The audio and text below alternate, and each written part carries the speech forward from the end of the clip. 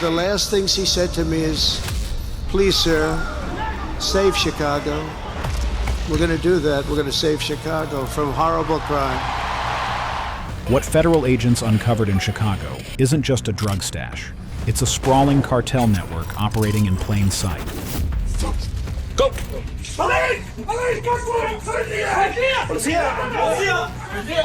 For months, ICE, DEA, and FBI tracked shipments and surveillance footage that revealed ordinary warehouses hiding billions in narcotics. Early morning raids exposed 4.3 tons of fentanyl, cocaine, and other drugs, along with weapons and cash. Every corner of the warehouses hid surprises no one expected. The Chicago Bust.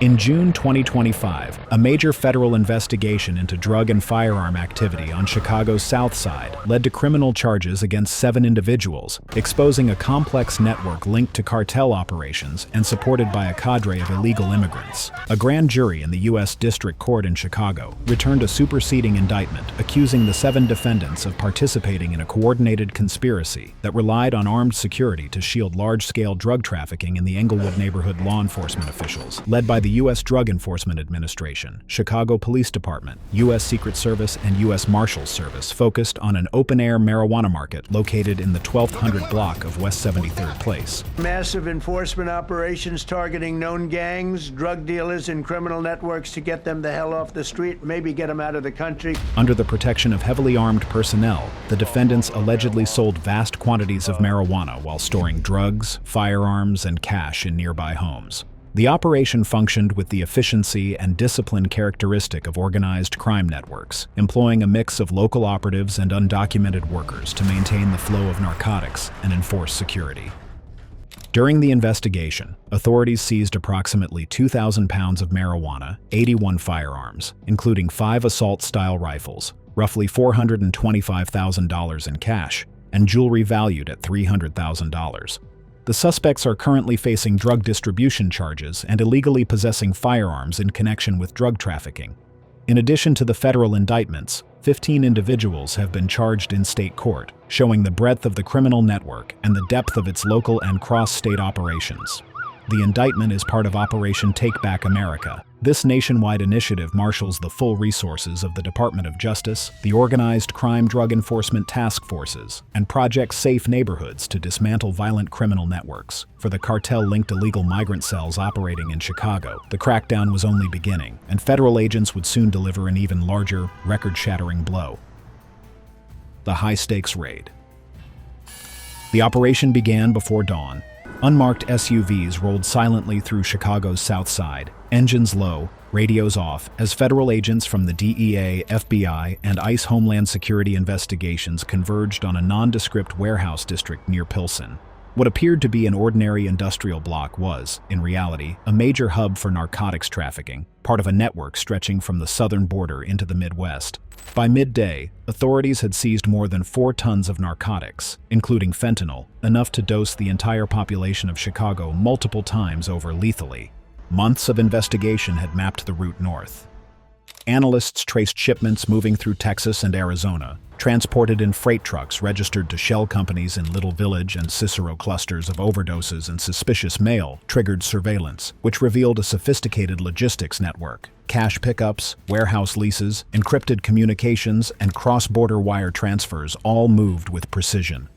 When agents struck at 4:17 that morning, the operation was surgical.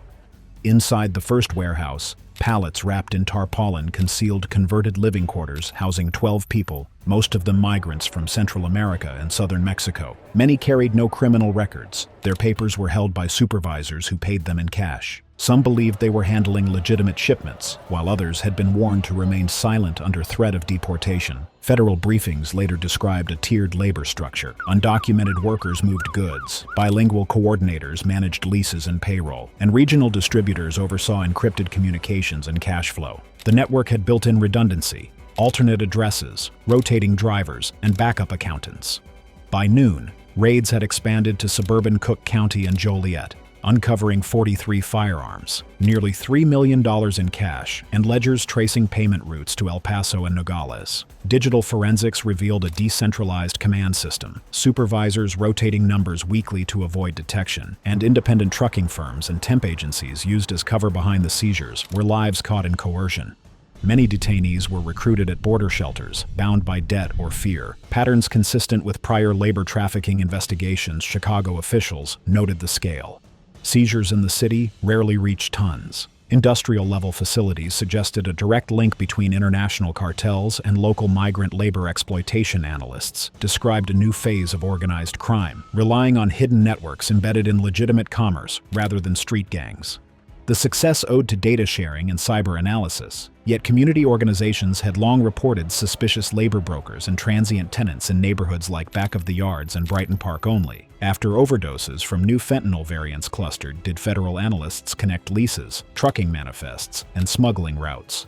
By evening, federal trucks carried evidence crates out of the warehouses. Cartel involvement was downplayed publicly, though shipment patterns mirrored previous cross-border operations. Within days, prosecutors prepared federal indictments for narcotics conspiracy and labor trafficking, targeting trucking companies, real estate fronts, and bank accounts. Seized phones and ledgers promised more arrests across state lines. Yet even in the wake of a record-breaking seizure, investigators warned this was only one branch of a far larger system. So why is Chicago a hotbed for the cartels? What made this city, far from the border, fertile ground for a network of this scale? The perfect place for chaos.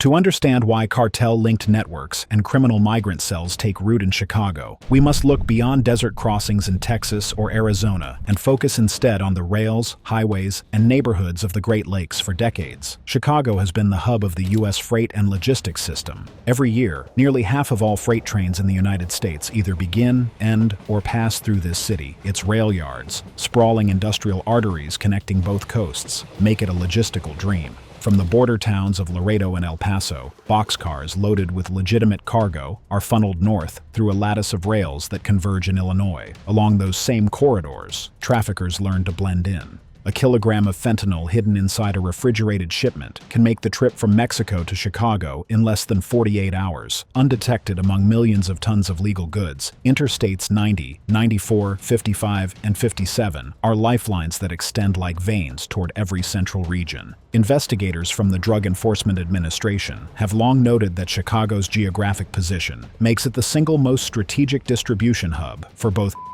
and synthetic opioids. From here, smaller shipments radiate outward to dozens of states, feeding local markets and sustaining national addiction patterns.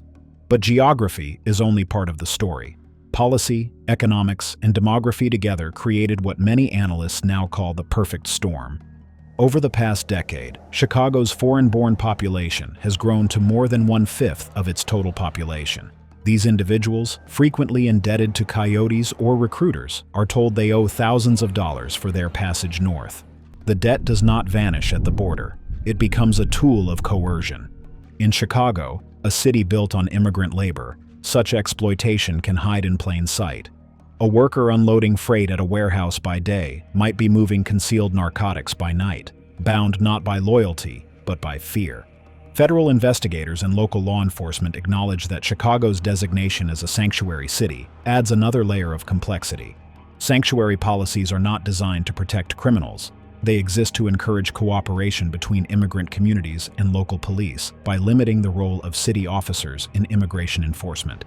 Yet those same limits can inadvertently delay the identification of individuals tied to trafficking networks. There is also the city's long-standing issue with entrenched gangs and drug demand. Chicago's history of organized crime stretches back over a century, from Prohibition-era smuggling to the modern alliances between neighborhood gangs and foreign suppliers. In recent years, data from the Cook County Medical Examiner's Office has shown a consistent rise in overdose deaths tied to fentanyl. In one recent year alone, more than 1,900 residents lost their lives to synthetic opioids, the highest toll ever recorded in the region. Such demand ensures that wherever drugs arrive, there will always be a willing network ready to move them. Economically, the city's vast warehousing districts and proximity to interstate freight corridors make it nearly impossible to isolate legitimate commerce from illicit trade. A single container yard might process tens of thousands of trailers each week. Even with advanced scanning and inspection systems, federal agents are forced to rely on intelligence-driven targeting, identifying suspicious shipments based on patterns rather than physical searches. Traffickers thrive in those margins. The urban layout itself aids concealment.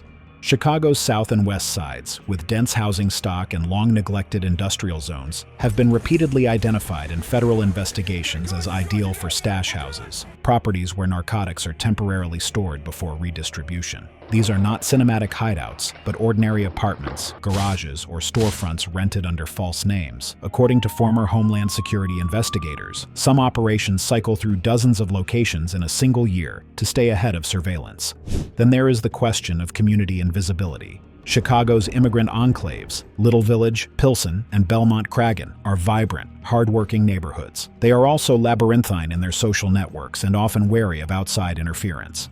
Within these communities, smugglers can operate beneath the radar, using legitimate businesses as facades. Cash-only remittance stores, used car lots, and courier services sometimes double as informal transfer points, where coded language and small parcels mask the movement of money and narcotics. At the federal level, multiple agencies, including the Department of Homeland Security, the DEA, and the Chicago High-Intensity Drug Trafficking Area Task Force, have documented how this blend of infrastructure, population density, and social complexity makes Chicago one of the most vital drug distribution hubs in the United States. It is not merely a point on the map, but a crossroads of trade, migration, and opportunity, exploited by both legitimate industries and organized crime. The numbers tell the story. The DEA's National Drug Threat Assessment has repeatedly ranked Chicago among the top 5 domestic distribution centers for Mexican cartels, alongside cities like Los Angeles, Houston, Phoenix, and Atlanta. The Cook County Sheriff's Office estimates that billions of dollars in narcotics flow through the metropolitan region each year, though only a fraction is ever intercepted. Such volume cannot be sustained by one organization alone. It requires layers of cooperation, from local gangs to transnational suppliers. Yet, Chicago is not alone in the vast network of cartel operations. The same vulnerabilities, migrant exploitation, logistical cover, and urban anonymity are now emerging in other major U.S. cities. If Chicago is the crossroads, New York is the hiding place, and the way the network operates there is far more extensive and shocking than anyone could have imagined. The New York model. Within New York's sprawling boroughs, cartel-linked trafficking networks have adapted to the city's density, exploiting constant movement and anonymity to operate in plain sight. The very forces that make New York a hub of commerce, its crowded streets, high-volume transit, and ever-changing rental market, also make it an ideal staging ground for the nation's drug economy. The DEA identifies New York as a primary narcotics terminal, linking Mexican supply routes to the eastern seaboard. Unlike Chicago's freight-driven model, the city relies on smaller, distributed networks operating out of apartments, warehouses, and storefronts scattered across its 5 boroughs. These transient properties serve as stash and repackaging houses, blending seamlessly into the urban landscape. Federal investigations have exposed the anatomy of these networks. In Queens, agents uncovered a fentanyl mill inside a home rented under a false name, complete with industrial mixers and sealers in the Bronx. Over 1 million doses of fentanyl disguised in coffee bricks were seized, traced to suppliers connected to the Sinaloa cartel and CJ&G bulk narcotics. Arriving from the Southwest are divided, diluted, and relabeled for local sale or shipment to other East Coast markets, including Boston, Philadelphia, and Baltimore. Dense housing and high tenant turnover make detection extraordinarily difficult. Transportation within New York plays a critical role. Unlike Chicago's reliance on freight corridors, New York traffickers use commercial and informal transit, including vans, buses, and delivery trucks that move daily across boroughs and states. The city's massive legitimate traffic, including the Port of New York and New Jersey, the busiest on the East Coast, provides cover. In 2023, U.S. Customs seized over 700 pounds of cocaine in a single inspection, a fraction of the volume likely passing undetected. Beneath the logistics lies the human machinery. Both documented and undocumented migrant laborers are often enlisted to transport, store, or package narcotics. Many operate under coercion or economic pressure, reflecting a structure similar to Chicago's: disposable, low-level workers supporting a sophisticated command chain, visible yet powerless. The fentanyl crisis has magnified this vulnerability. In 2023, New York State recorded nearly 5,000 opioid overdose deaths, over 80% involving fentanyl. Each seized shipment, each warehouse raid, reveals only part of the chain linking Sinaloa's labs to New York's emergency rooms. Law enforcement agencies have adapted. The DEA's New York Organized Crime Drug Enforcement Task Force integrates intelligence from multiple agencies, including Homeland Security, the FBI, and the NYPD, to trace shipments beyond street-level dealers. Operations like Synthetic Storm have tracked precursor chemicals from China to Mexico and ultimately to New York, showing how global supply chains intersect with local concealment strategies. Yet challenges persist. The city's size, population density, and overlapping jurisdictions create a whack-a-mole problem. Every dismantled stash house is often replaced within weeks. Sometimes just blocks away, traffickers exploit urban anonymity, renting spaces and rotating operations faster than authorities can respond.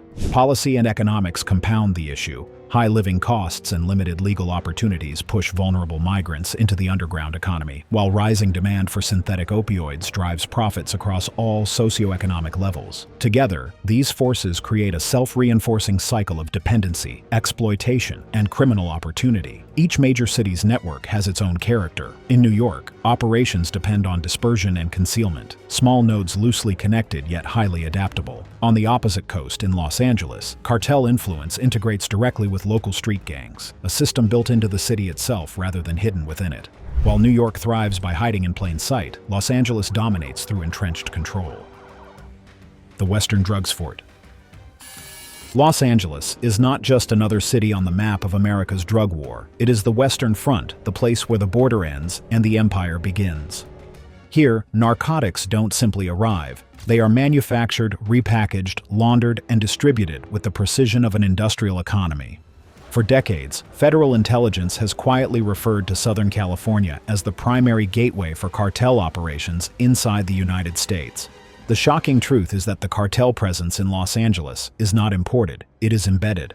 From the warehouses of Vernon to the suburbs of San Bernardino, the evidence of integration runs deep. In 2024, a multi-agency task force led by the Drug Enforcement Administration and Homeland Security Investigations dismantled a fentanyl ring linked to the Sinaloa cartel, seizing over 2 million pills stamped to resemble prescription oxycodone. The pills had been pressed inside a rented facility, just 30 miles east of downtown Los Angeles, using equipment shipped directly from Mexico and chemical precursors sourced through Chinese intermediaries. Investigators described it as one of dozens operating in Southern California's industrial sprawl, often hidden behind auto repair shops or textile plants in residential zones. For years, Los Angeles has served as the Sinaloa cartel's U.S. hub, with its influence stretching from East LA to the Inland Empire. The Justice Department's 2023 National Drug Threat Assessment confirmed that Sinaloa and its rival, the Jalisco New Generation Cartel, dominate fentanyl trafficking across the southwestern corridor. But in Los Angeles, the relationship between cartel and community is older and far more entrenched. Local gangs, many formed in the 1980s during the cocaine explosion, have become long-term logistical partners, managing retail distribution, enforcement, and collection. These groups, including subsets of MS-13, 18th Street, and others, act as the cartel's domestic infrastructure. The arrangement is symbiotic. Cartels provide the product. Gangs provide the street control. In return, the gangs receive steady income, protection, and access to international supply lines that smaller local outfits could never maintain. The flow of drugs through the region is staggering. The Los Angeles High-Intensity Drug Trafficking Area Program reports that more than half of all illicit drugs entering the United States pass through the Southern California corridor at some point, whether by land, sea, or air.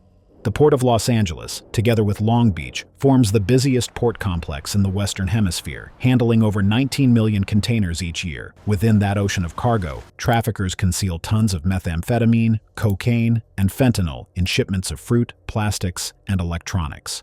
Despite advanced scanning technology, federal officials estimate that less than 2% of containers are ever physically inspected. The scale of production within the region has evolved just as dramatically. After Mexico's government began targeting large cartel superlabs, manufacturing shifted northward. Today, suburban houses and industrial parks in Riverside, Lancaster, and Pomona double as synthetic drug labs.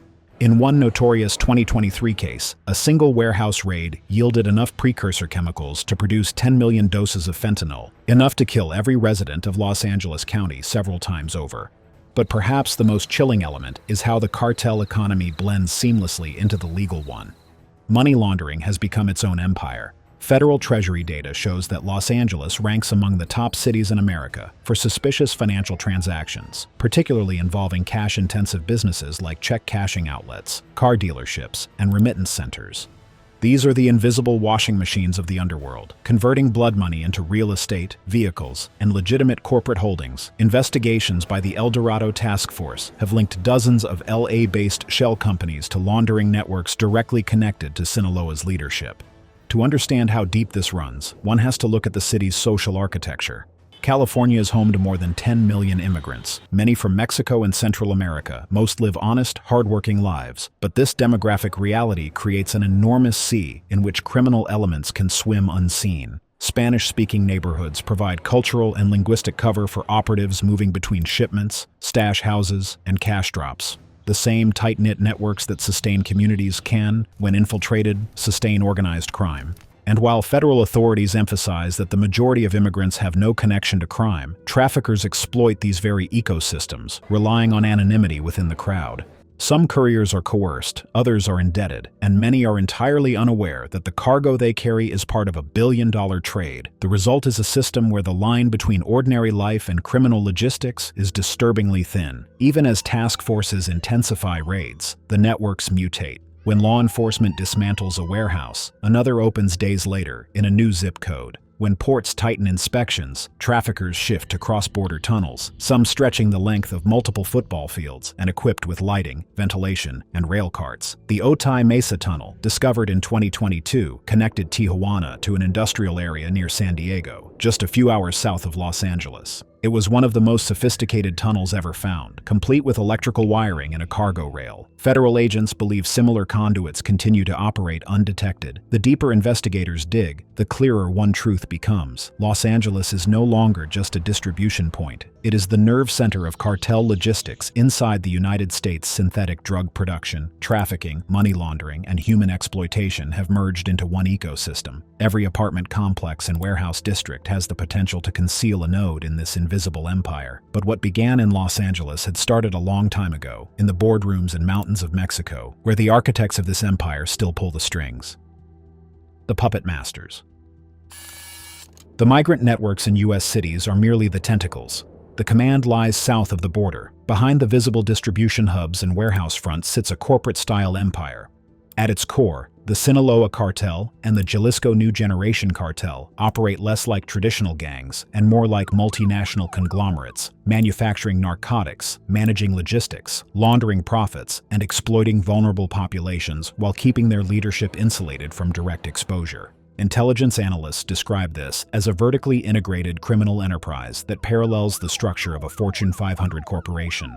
These cartels begin with raw materials, precursor chemicals shipped from East Asia, imported into Mexico through major ports such as Manzanillo and Lázaro Cárdenas.